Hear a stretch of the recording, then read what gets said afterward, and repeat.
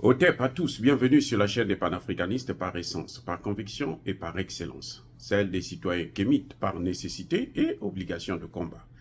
Nous sommes une chaîne qui n'est guidée que par nos ancêtres et rien que par les ancêtres qui appartiennent à l'égrégore du monde noir. Par conséquent, nous ne croyons en aucun Dieu venu de l'étranger.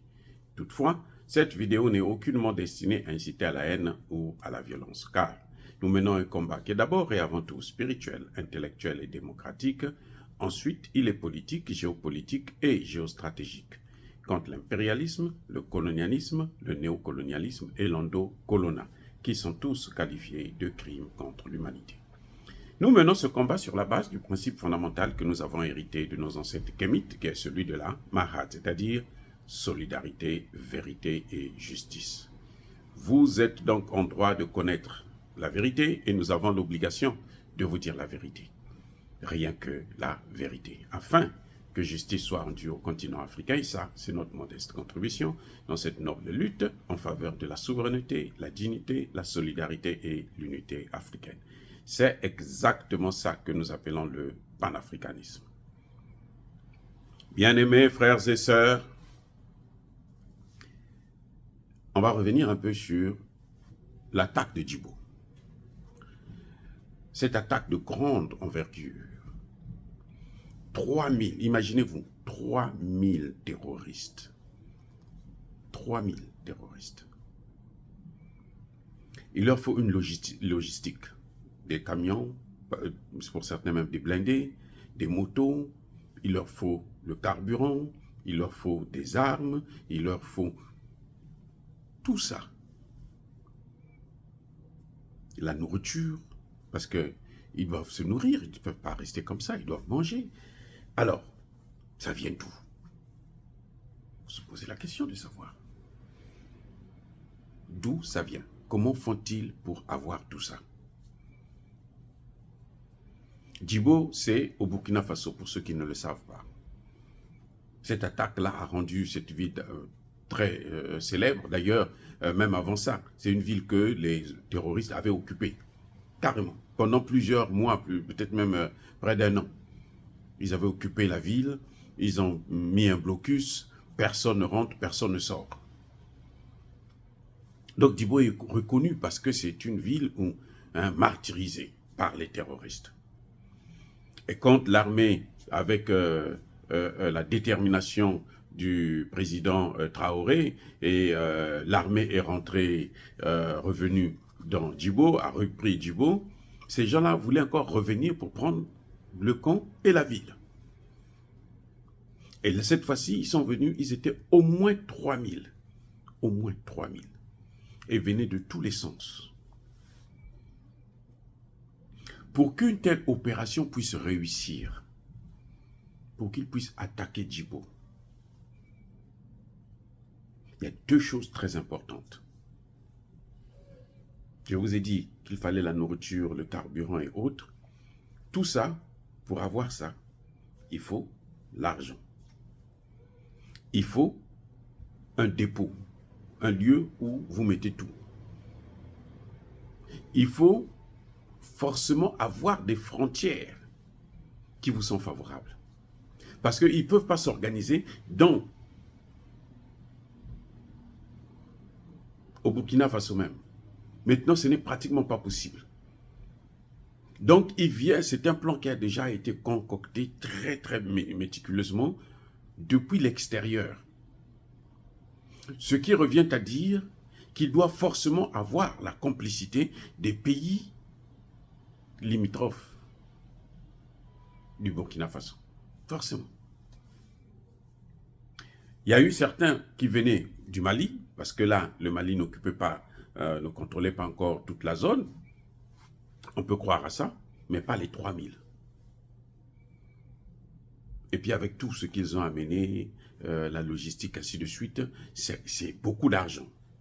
Et vous savez que les terroristes, avant de partir en mission, ils sont payés. Oui.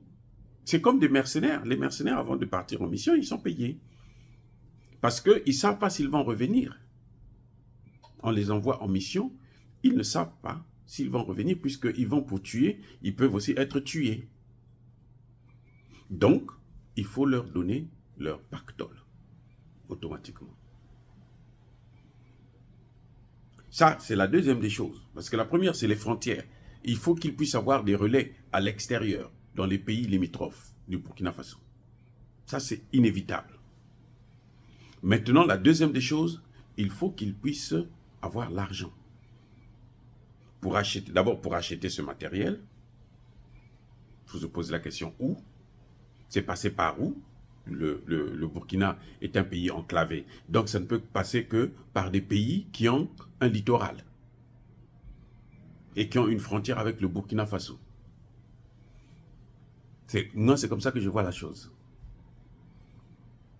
Maintenant, quant à l'argent, il faut les payer tous. Et ils ne sont pas payés 100 000, 1 million, non. Parce que c'est des gens qui risquent leur vie. Donc, ils sont payés très cher. Et comme j'ai toujours dit, leur patron ne peut pas aller dans une banque centrale africaine pour aller échanger les euros, pour aller échanger le dollar et pour aller prendre autant d'argent, autant de devises en CFA. C'est pas possible. C'est pas possible. Donc cet argent vient d'où? Cet argent, ça ne peut être que de l'argent qui a été fabriqué pour eux. Ce n'est pas nous qui contrôlons la monnaie. Nous ne contrôlons pas le CFA. Tous les pays africains, il n'y a aucun qui contrôle le CFA. Donc ce sont des vrais faux billets. Des vrais billets, mais qu'on fabrique spécialement pour donner à des terroristes. Et c'est ce qu'ils utilisent pour emmener. Je ne crois pas à la théorie des otages. Oui, les otages leur apportent de l'argent. Mais pour mener une telle opération, ce n'est pas avec l'argent des otages. Parce que les otages, on vous donne par exemple 10 millions. Dernièrement, ils ont pris 10 millions pour libérer, je ne sais pas si c'était un Sud-Africain ou quoi.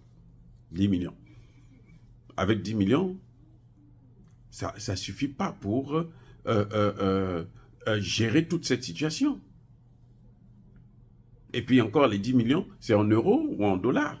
Il faut changer ça en CFA. Et le CFA est changeable seulement à la Banque de France. Ah, ben je réponds. Il n'est changeable qu'à la Banque de France. Ça veut dire quoi?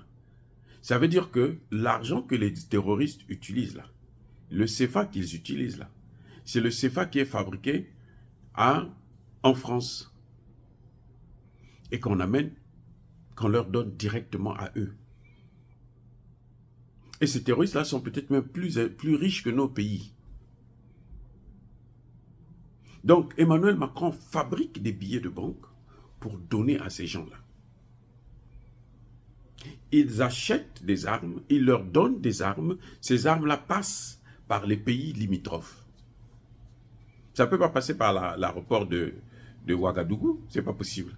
C'est pas possible. Donc, ça passe par où? Par les frontières. Les motos, là, ils ne les achètent pas. Ils n'achètent pas ces motos-là au Burkina Faso. Parce que chaque fois que vous allez acheter 10, 20, 30 motos, eh ben, je crois que au Burkina, les gens ne sont pas aussi stupides que ça. Ils vont chercher à vérifier, mais où est-ce qu'ils trouvent l'argent pour acheter tout ça? Comment ça se fait? Ainsi de suite. Donc, ça vient d'ailleurs. Donc, il faut avoir, pour mener une telle opération, il faut avoir la complicité des pays limitrophes. Ça, c'est un. Deuxièmement, il faut avoir le financement, l'argent, le CFA, pour mettre en jeu. Ces gens, avant de partir en mission, ils laissent l'argent à leurs femmes et leurs enfants. Surtout que la plupart ont été tués. Donc, ils ont laissé l'argent qu'ils ont laissé à leurs enfants. C'est quoi? C'est le CFA. Et ce CFA vient d'où? Ça vient de la France. C'est pour ça que je persiste et je signe. Si on veut lutter contre le terrorisme dans le Sahel, les États du Sahel doivent absolument, inévitablement, avoir leur monnaie. C'est un impératif. ça va régler au moins, je dis bien au moins 50% du problème. Et puis maintenant, il faut mettre le paquet au niveau des frontières. Surtout des frontières avec les pays qui ont un littoral, qui ont accès à la mer. Il faut vraiment, vraiment contrôler ces frontières-là parce que ces motos-là, ces armes-là, ça ne peut pas venir par avion, ça vient par bateau. Et ça doit passer par un pays limitrophe, puisque le Burkina Faso, visiblement, n'a pas de l'accès à la mer.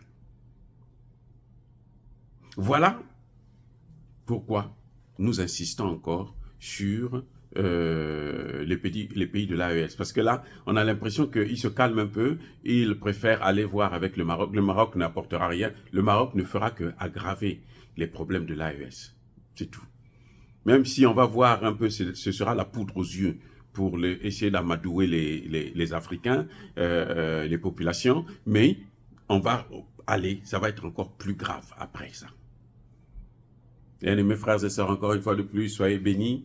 Je persiste et je signe, soyez abondamment bénis par le Dieu de Kémit et par nos ancêtres angélisés. Mais que tous ceux qui persécutent le continent africain, le pillent et le déstabilisent, qu'ils soient noirs, blancs, chinois, arabes, juifs, indiens ou qui qu'ils soient punis, maudits, foudroyés, neutralisés, écrasés, effacés par le Dieu de Kémit et par nos ancêtres angélisés. Vive l'Afrique éternelle, je dis et j'assume.